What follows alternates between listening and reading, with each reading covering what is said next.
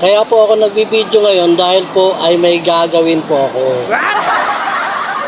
Ako po ay magpipitas ng Chinese kangkong. Wow!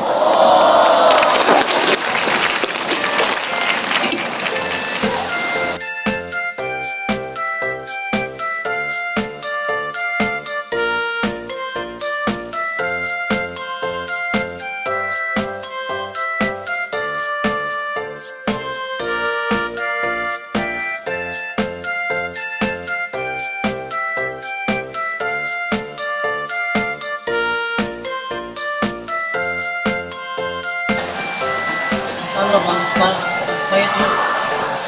pwede na kangkong, ano yan? China yak. Ano taba? Chubby. Ano? Ito na, oo. Handaan nyo na yung kanin para meron tayong ulam.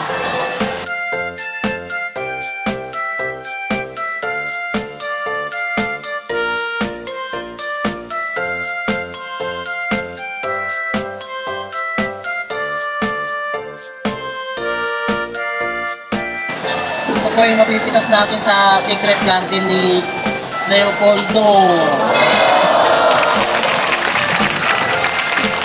It's time to ulam. Heto na po ang Chinese kangkong. It's ready to eat. Ngayon, lulutuin muna natin.